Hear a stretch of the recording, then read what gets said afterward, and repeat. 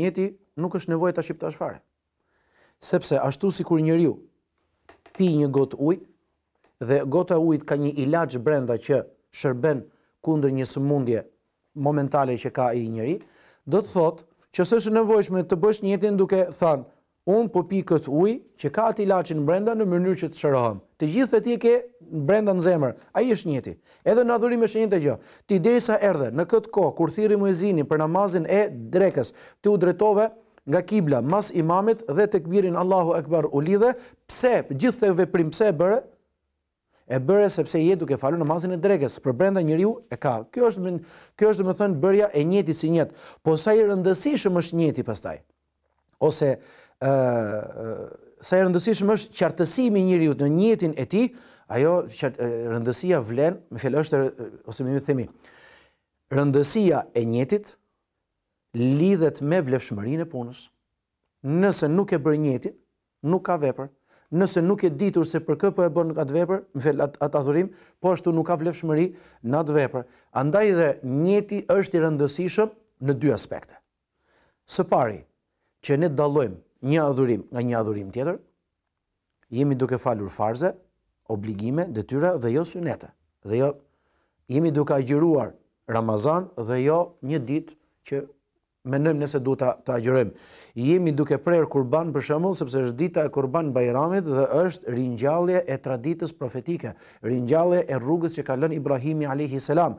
Jemi duke shkuar në Mekë, jemi duke futur në oborrin e Qabes, në sheshin aty ku falin gjithë besimtarët, jo për të vizituar Qaben, por për të madhëruar Allahun subhanahu wa taala, sepse vizita e Qabes bëhet ose për turizëm, ose bëhet për të adhuru Zotin. Nëse ke për turizëm, nuk të quhet haxhi.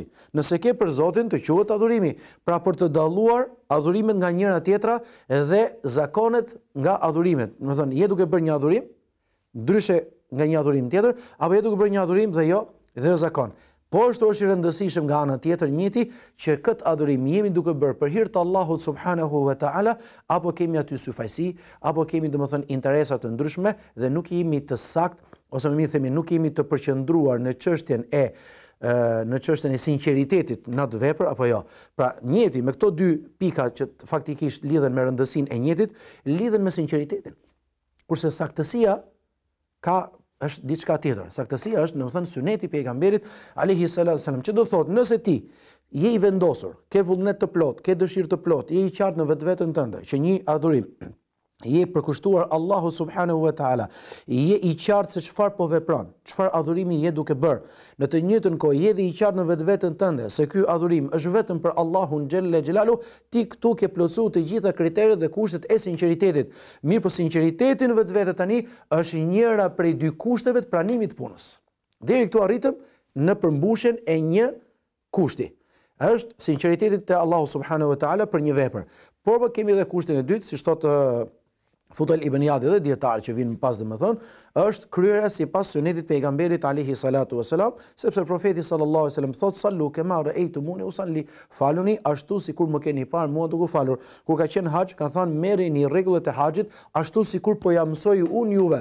Pra do ta vizitosh Qaben ashtu sikur të kam mësuar unë. Do të shkosh domethënë të bësh një vepër tjetër apo një adhurim, të kryesh një adhurim apo të plotësosh një detyrim me kështu me radhë, ti do ta bësh atë ashtu sikur të kam mësuar unë, thot pejgamberi sallallahu alaihi wasallam, që do thotë që nga një kusht për pranimin e punës jo vetëm sinqeriteti, por dhe metoda e kryerjes, saktësia e punës. Ne kur ta vendosim në peshore, nuk është sipas interesit, dha sepse më tha filani apo fisteku, një person tjetër, jo sepse kisha dëshirat e mia, jo sepse kështu më erdhi për momentin e plot, domethënë arsye e justifikimet e tjera që kanë njerëzit. Do të bëhet ashtu sikur na ka mësuar pejgamberi sallallahu alaihi wasallam.